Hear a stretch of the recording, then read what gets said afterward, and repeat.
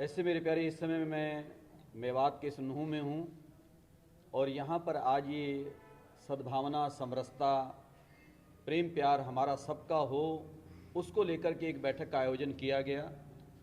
एक तरह से मैं विशेष रूप से कहूँगा कि हिंदू मुस्लिम एकता, और उसके साथ फिर मुख्य रूप से कहूँगा कि मानवता का प्यारा संदेश, क्योंकि हम लोग मानवता के पुजारी हैं। मेरे दिल में बड़ा एक दर्द था जब से जुलाई में यहाँ पर घटना हुई, हालांकि उसके बाद में यहाँ आया भी सही। उस समय तो सरकार का एक सार्थक प्रयास हुआ कि जो यात्रा यहाँ पर चली और उसमें बाधा पैदा हुई और उसको पूरा किया जाए।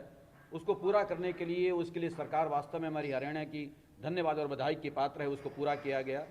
लेकिन उसके बाद भी मेरे मन में एक बहुत था कि यहाँ पर हिंदू धर्मगुरु, मुस्लिम धर्मगुरु, हम धर्मगुरु कहलाते हैं, हम लोग बैठ करके एक मीटिंग करें, क्योंकि वो उसमें मेरी एक प्रमुख मान्यता थी जो हमेशा हमेशा के लिए है और रहेगी कि हमारे धर्मगुरु जब अपने शिष्यों को कोई बात कहते हैं कि उनको एक सही राह दिखाते हैं तो उसका प्रभाव उनके जीवन में निश्चित रूप से होता है।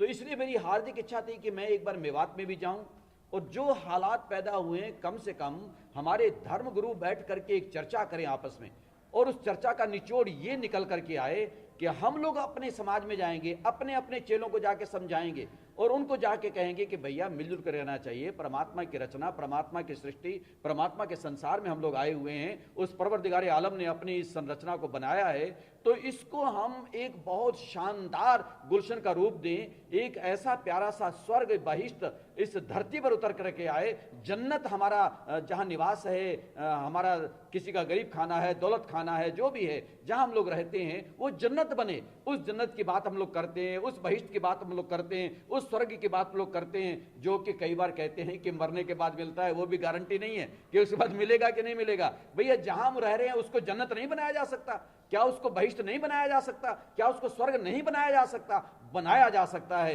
कि जहां लोग प्रेम प्यार से रहते हैं, मिलजुल करके रहते हैं, मानवता के संदेश को अपने जीवन में आत्मसात करके चलते हैं, वही जन्नत है, वही स्वर्ग है, वही बहिष्ट है, वो इसी धरती पर है, इसी सरजमी पर है। ये एक संदेश मैं देना चाहता था और अपने धर्म गुरुओं से आज भी मैंने निवेदन किया। मुझे बहुत अच्छा लगा, आज बहुत मेरे हृदय को प्रसन्नता है कि बड़े प्यारे प्यारे मुफ्ती साहब आए, मौलाना साहब आए, मौलवी साहब आए, हमारे धर्म गुरु हिंदुओं के, वो भी यहाँ पर आए और मिलजुल करके हमने आज खुल करके चर्चा की है। और हमारी इस मेवात के सम्मानित महानुभाव यहाँ पर पहुंचे हैं, उन सब की उपस्थिति में मुझे बात कहने का अवसर मिला। और मेरा मुख्य संदेश आज का यही था कि हम ऐसा मेवात के माध्यम से दूसरे प्रदेशों को, मेरा हरियाणा प्रदेश तो है, दूसरे प्रदेशों को भी संदेश देना चाहते हैं कि किस तरह से मेवात में भी हिंदू और मुस्लिम जो मुख्य यहाँ पर कौम निवास करती हैं वो मिलजुल कर रह सकती हैं, तो दूसरे क्यों नहीं रह सकते हैं? दूसरे लोगों को भी चाहिए, दूसरे प्रदेश के, देश के, बल्कि आज तो मैं कहूंगा मैं दुनिया के लोगों से भी कहना चाहता हूं कि हम सब लोग परमात्मा की रचना में, सृष्टि में आए हुए हैं। दुनिया के 205 देश हैं, उसमें 800 करोड़ मानव सृष्टि है, हर मानव को मिलजुल करके रहना चाहिए। इसलिए आज मेरी वो खास लाइन जो मैंने मीटिंग में भी कही है, आपके माध्यम से मेरे बड़े प्रबुद्ध पत्रकार बंधु आप यहां पर हो, आपके माध्यम से भी कहना चाहता हूं कि जीने दो हर बशर को, खुद भी जिया करो, तितली के पर तलक की हिफाजत किया करो। अरे बिन आदमी वजूद क्या है कायनात का, इंसान हो इंसान से मोहब्बत किया करो। आदमी को आदमी से प्यार होना चाहिए। वैसे प्राणी मात्र का हम भला चाहने वाले लोग हैं, किसी भी प्राणी को, जीव को नुकसान नहीं होना चाहिए, लेकिन कम से कम पहले आदमी आदमी से मिलजुल करके रहे, प्रेम प्यार से रहे, और उसमें भी पहले अपना घर, अपना क्षेत्र, अपना स्थान, अपना गांव, अपनी गली, अपना मोहल्ला, अपना नगर, अपना प्रदेश, पहले हम अपने घर को तो संभालें। हमारा मेवात तो साहब रास्ते पे चल नहीं सकता, हम लोग रास्ते पे चल नहीं सकते, हम लोग मिलजुल कर रह नहीं सकते, और बात हम दुनिया के करने चले हैं। दुनिया की बात हम करेंगे, हमेशा करेंगे, लेकिन पहले कम से कम जहां हमारा आधार कार्ड है, जहां के हम रहने वाले हैं, वहां के लोग तो मिलजुल करके रहें। ये एक संदेश देना चाहता था मेरे प्यारे।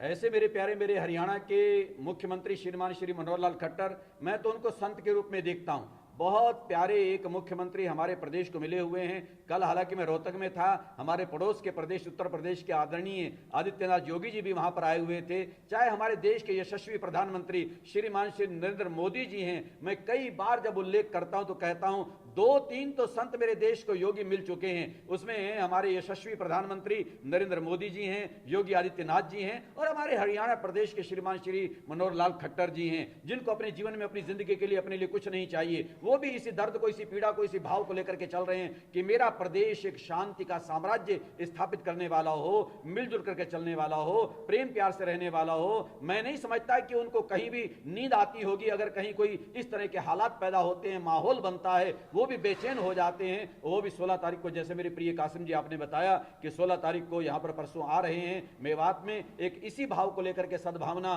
संदेश को लेकर के आ रहे हैं। और मैं भी चाहूंगा कि उनकी वो यात्रा यहां पर आना पूरी तरह से सफल हो। एक संदेश जो उनके माध्यम से भी मिलने वाला है, उस संदेश को यहां का बच्चा बच्चा अपने जीवन में आत्मसात करेगा।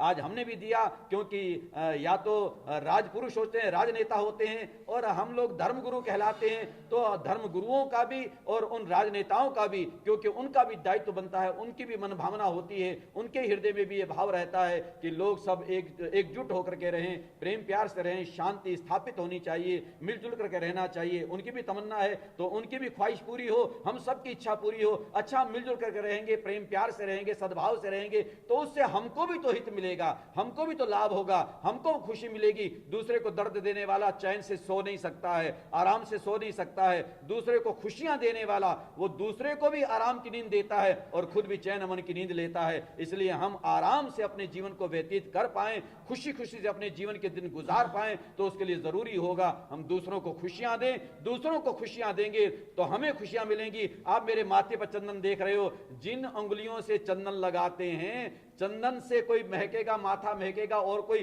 किसी को खुशबू मिलेगी बाद में मिलेगी, लेकिन सबसे पहले तो उंगलियां महक जाती हैं। जिन उंगलियों ने अपना चंदन अपने उंगलियों पर सजाया है और फिर किसी के माथे पर लगाया है, हम दूसरे के माथे पर तिलक लगाएं, चंदन लगाएं, लेकिन उससे पहले लाभ हमें मिलने वाला है।